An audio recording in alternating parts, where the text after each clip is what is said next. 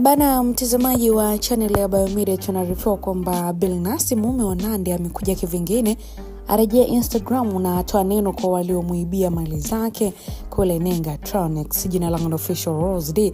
Sasa bana, karibu sana katika channel ya Biomedia, sampeki ambapo tutajipatia ile story yote, hususan story ya wasanii kutoka hapa Bongo.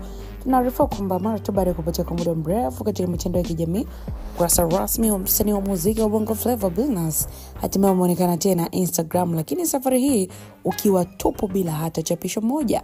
Hali hiyo inazungumzwa kubwa mitandaoni, hasa kwa mashabiki zake ambao kwa muda mrefu walikuwa wakijiuliza kuhusu kile ambacho kilikuwa kinaendelea katika maisha ya msanii huyo tangu Oktoba alipositisha shughuli zake za mtandaoni.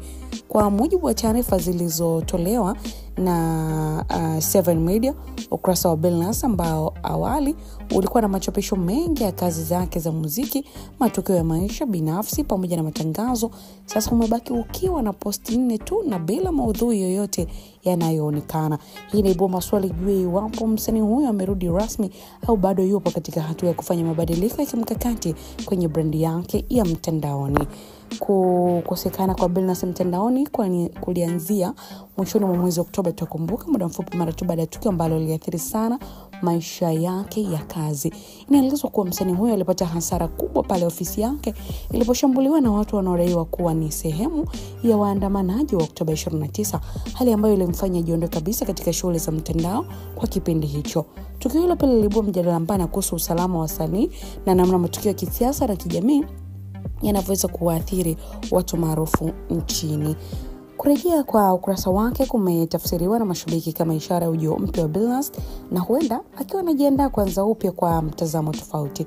Wengine wanaamini kuwa ameufuta ukurasa wake ili kuanza upya ama kuanza era mpya ya kimuziki, hatua ambayo wasanii wengi wamekuwa wakifanya wanapotaka kujenga mwelekeo mpya wa kazi zao. Hata hivyo mtazamaji, mpaka sasa Billnass mwenyewe hajatoa kauli yote rasmi kueleza sababu ya kufuta machapisho yake au mipango yake ya baadaye.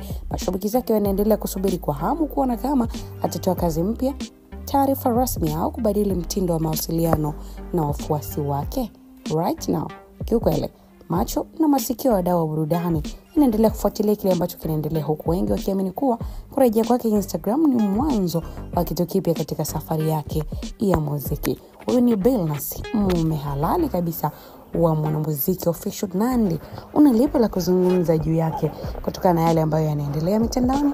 Endelea kuandika moja kwa moja machapisho yako kupitia comment section. Mpaka wakati mwingine, bye bye.